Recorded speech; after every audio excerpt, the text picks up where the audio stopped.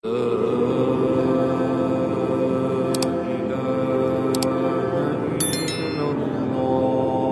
kegelisahan saya ini saya tuangkan di dalam video saya ini supaya teman-teman waspada. Mereka akan terus membangkitkan emosi kaum sakit hati supaya mereka mau dijadikan martir-martir yang memerangi saudaranya sendiri. Pasukan Nabi Rizik kan orang Indonesia. Kenapa mau memerangi saudaranya sendiri? Kalau pasukan pembela ulama pribumi, jelas mereka memang tidak suka dengan orang Yaman saat ini. Mereka ingin menjaga NKRI.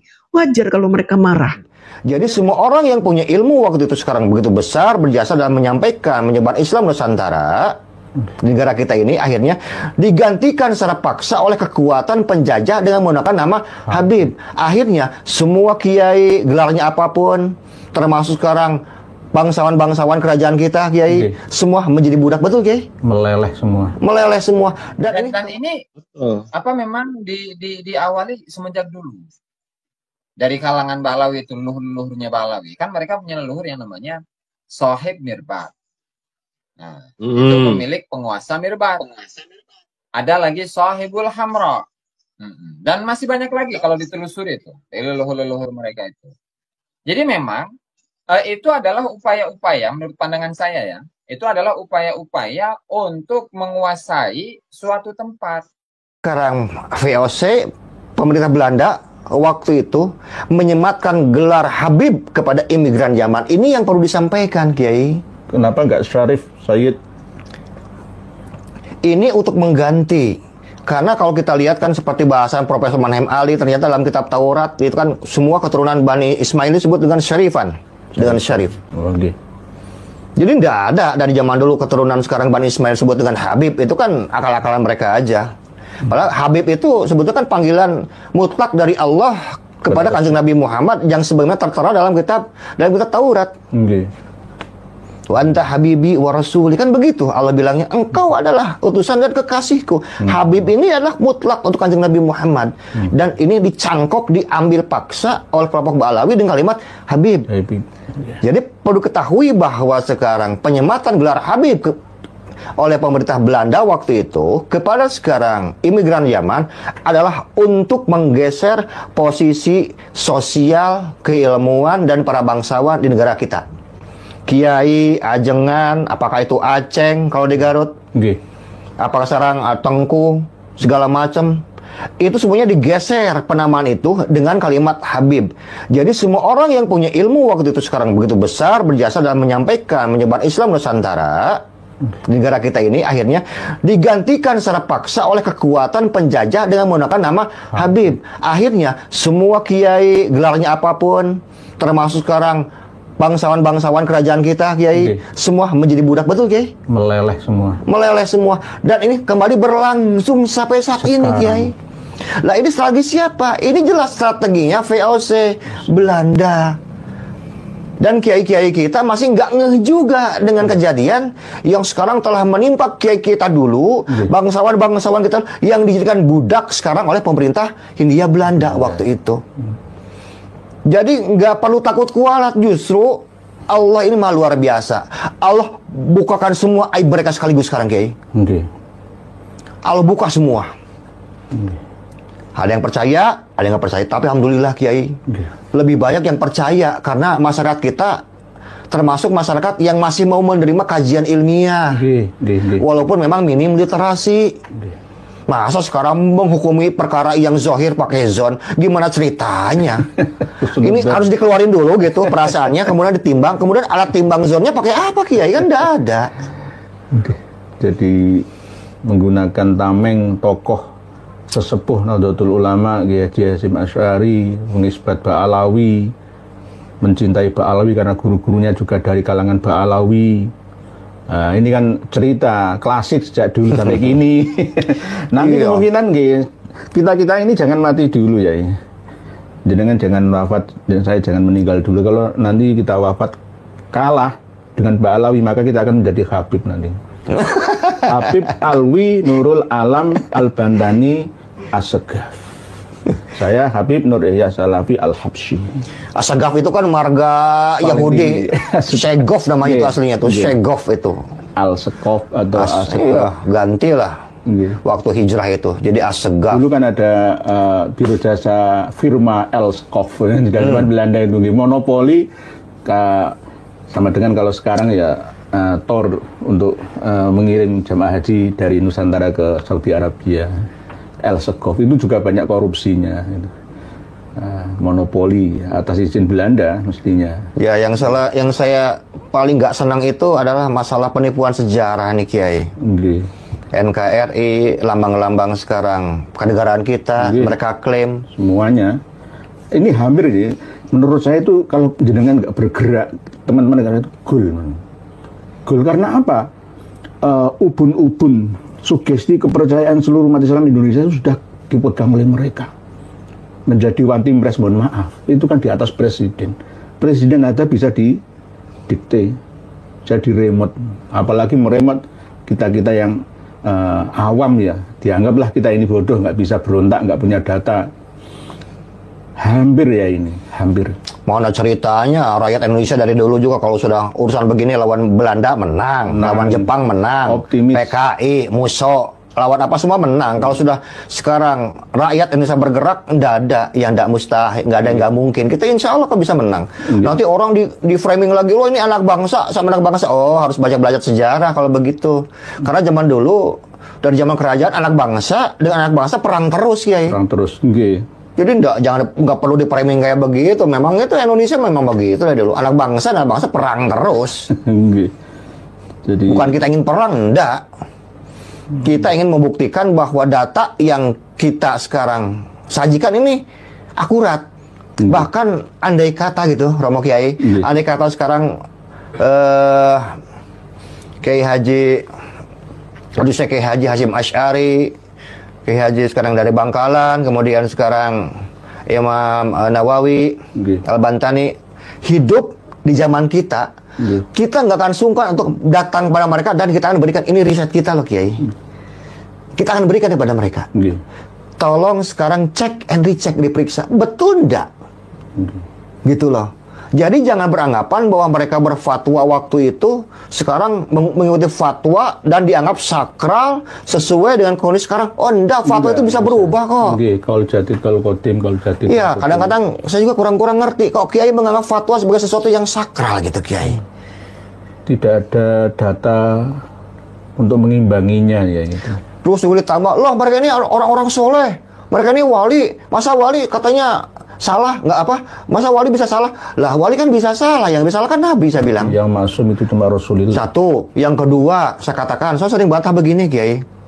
Andaikan sekarang orang-orang yang kita anggap soleh dan kita anggap wali menyatakan bahwa Balawi ini adalah zuriyah Nabi dan kita anggap mereka wali, kemudian kenapa juga sekarang saudara-saudara kita yang bawa data valid sesuai dengan fakta tidak bisa dibantah, nggak disebut wali? Saya bilang harusnya ini dong. Dibalik gitu ya. Dibalik ini wali. Wong bawa data kita loh. Masa orang nggak bawa data jadi wali, kita bawa data nggak jadi wali, gimana logikanya? Saya bilang kan terbalik ya. Wong Doni kok bisa mengalahkan ilmu. Oh iya, nggak bisa. Kan Rasul sudah bilang qaidul ilma bil kitab. Catat ilmu dengan catatan. Jadi pencatatannya sebagai tanggung jawab bentuk ilmiah yang diajarkan Kanjeng Nabi pada para sahabatnya, Kiai. Ada hall Gresik, kemudian sehari setelahnya itu langsung hall Lawang. Ya. Lawang di Malang ya. Jadi itu sebelumnya Tanggul, Gus. Belum Tanggul tuh. Sebelumnya Gresik Tanggul kan? Tanggul. Tanggul. Nah, terus sebelumnya itu Solo, nanti Malang. Jadi sebenarnya kalau kita itu sadar ya, ketika ada hall-hall seperti itu, hall dengan menyebutan hall tempat ya, bukan hall tokoh. Misalkan kalau hall Abu Bakar Gresik, Abu Bakar Asgaf Gresik, oke lah, masih mending.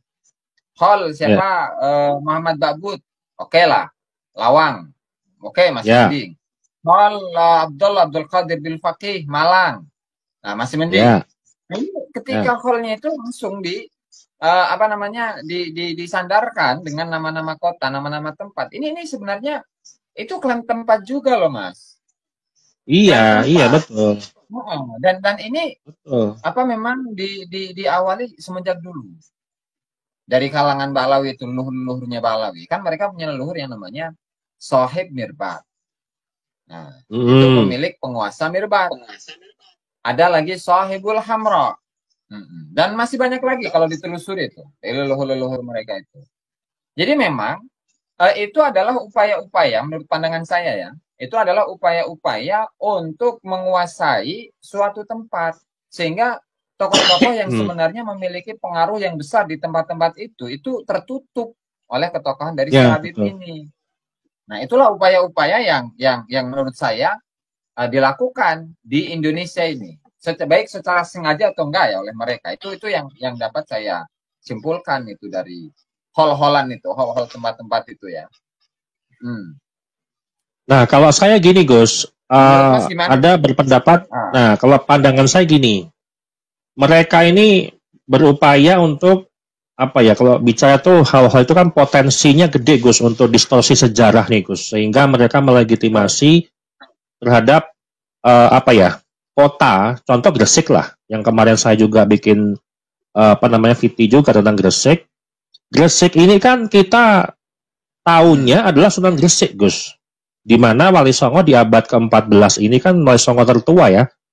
Apa generasi pertama yang menyebarkan Islam di Nusantara, terutama di Gresik. Nah, sehingga orang nih, Gus, takutnya nih distorsi sejarah itu untuk anak cucu. Tahunnya nanti ke depan anak cucu kita tahunnya adalah Haul Gresik itu bukan Sunan Gresik, Gus. Sedangkan haulnya Sunan Gresik saja kalah pamornya dengan haulnya Habib Abu Bakar Assegaf Gresik. Nah, itulah sebuah distorsi sejarah, Gus, kalau pandangan saya, Gus ya. Pasti. Itu kan menghilangkan jejak nanti kan, menghilangkan sejarah. Iya, betul. Jadi yang sebenarnya sosok Habib yang pengaruhnya di masyarakat tidak terlalu besar, nah itu bisa mengalahkan sosok yang sudah hidup dan mengislamkan wilayah tersebut, kemudian membabat alas tempat tersebut, sehingga ya hilang sama sekali. Dan ini mungkin dari kalangan Kibin itu nggak sadar ke sana, gitu loh. Dan satu hal lagi, Mas, itu jamaahnya bisa ngebludak kayak gitu. Apakah itu semuanya adalah dari inisiatif kalangan Kibin-Kibin sendiri? Ya, ada betul. mobilisasi. Ada mobilisasi. Karena begini, ada satu teman saya dulu itu yang ketika Hol Solo dia dari daerah Bogor. Dimana kan kalau di kota-kota besar baik itu Jakarta, Bogor, yang banyak majelis taklimnya itu ya. Nah, di sana itu biasanya kan di apa ya istilahnya dikumpulkan, kemudian diumumkan. Ini nanti ada hall Solo, hall Gresik, hall ini itu. Nah, ini udah disiapkan bisnya sekian hari, nanti snacknya udah siap, penginapannya segala macam. Ya kan memang faktanya seperti itu. Jadi bukan belum tentu juga yang hadir itu adalah atas kemauan sendiri. Nah, kemudian di sisi lain masyarakat sendiri sekitar di sana itu belum tentu hadir ke sana kok. Masyarakat sekitar di situ, di Gresik ya misalkan, itu belum tentu hadir di situ. Justru yang banyak hadir itu adalah yang dari luar kota. Ada yang dari Jakarta lah, ada yang dari Solo, ada yang dari Semarang, dari Bogor, dari mana-mana, gitu Mas. Bahkan satu apa ya bahasanya ya, curhatan lah, satu curhatan Habib itu, bahwa nggak kayak tahun-tahun kemarin ya. Kalau tahun kemarin mah, ketika saya nyari jamaah ini buat ngisi bus, itu gampang sebelum adanya polemik ini. Tapi sekarang kok susah nyari 50 orang aja susah untuk berangkat ke Solo itu. Mas. Kenapa isu ini bisa menyebabkan Rizik Syihab mengumpulkan massa ke Pemalang dengan membawa senjata tajam?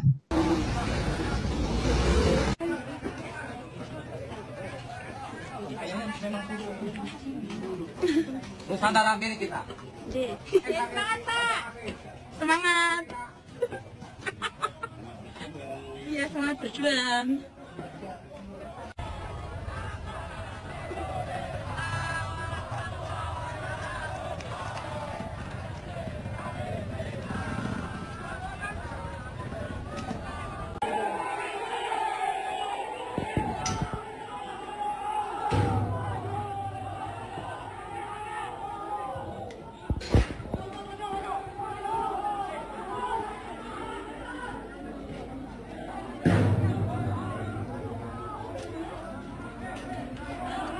Pada hari ini tanggal 23 hari Rabu 2025 kita melakukan gesekan dengan FPI dan kita memenangkan pertempuran ini.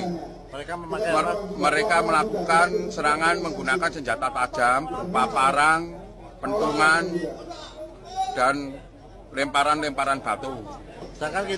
Sedangkan kami yang hadir hanya menggunakan tangan kosong, beberapa pentungan itu bambu, bukan senjata tajam.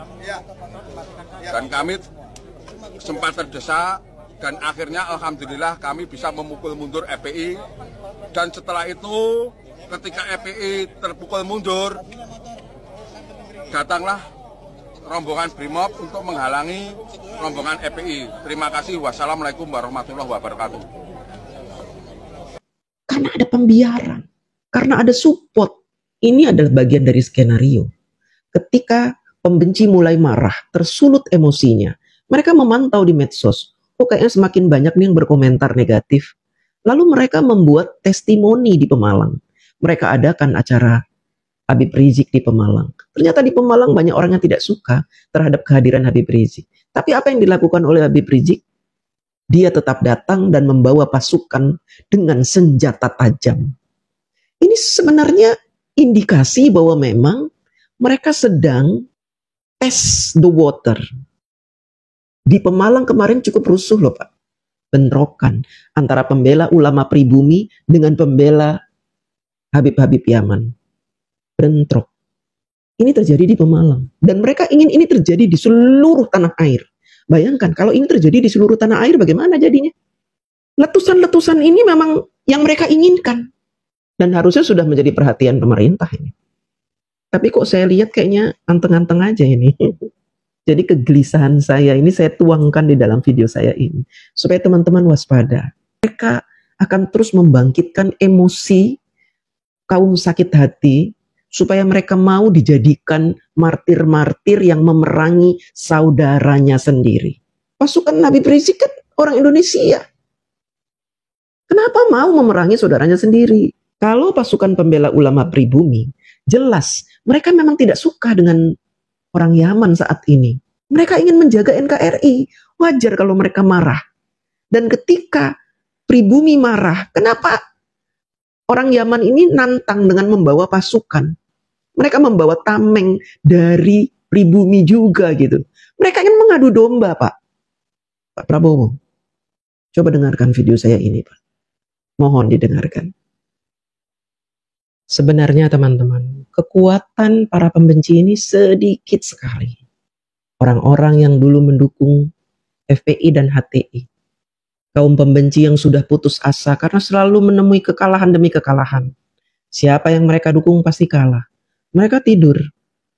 Mereka putus asa.